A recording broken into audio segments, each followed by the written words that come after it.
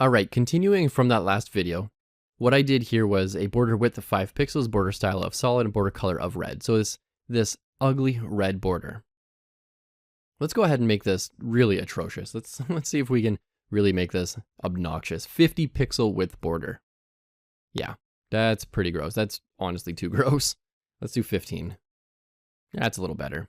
So in this lesson, we're going to be talking about border radius, and we can do border radius as the property, and then it takes some sort of value. Now, typically you're going to be working with either pixels or percents. So let's do a 10 pixel border radius. And what this is going to do when I refresh a page is it's going to make a nice little angle here, a nice little radius, just like that. Now we can apply this to images, not just borders.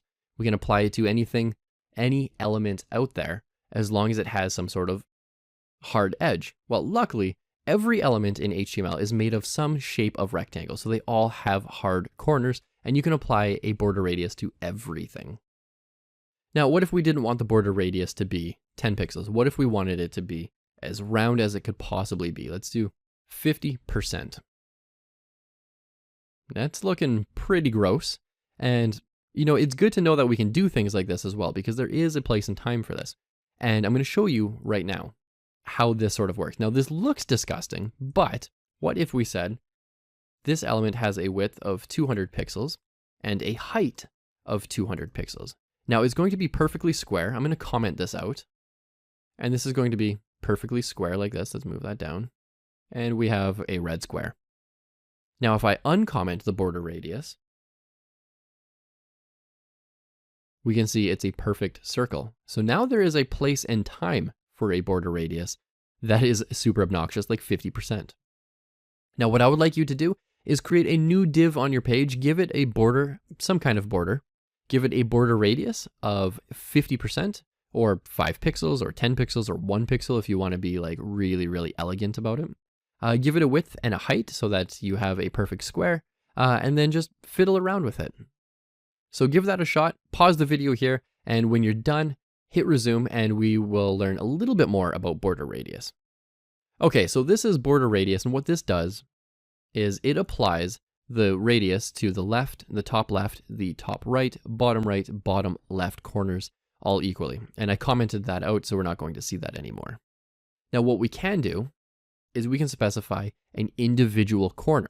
So we can say border top left radius is going to be, let's say, 5 pixels. Border top right radius, let's make this one obnoxious. Let's make this 50. And let's do border bottom right radius. Let's do this one as 5 pixels. And the border bottom left radius. And now we have something that looks a little bit like a leaf. So now we're starting to make shapes, which is really interesting because all this is a border. And what I find to be kind of peculiar is if I right-click on this element, go to inspect, and hover over this, you can actually see it's still a square. Your browser thinks this is a square, but the CSS engine then renders it to not be perfectly square.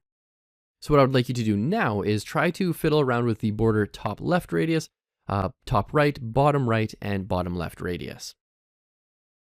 Now, if you're feeling really spicy and you want to go one step further, we can always do border radius, 5 pixels, 50 pixels, 50%, 5 pixels, 50%.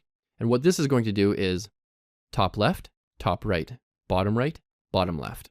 And that's going here, here, here, and then down here. And that's going to go in a clockwise order. Go ahead and have some fun with this. This can really spice up like your own profile, your portfolio page, if you will.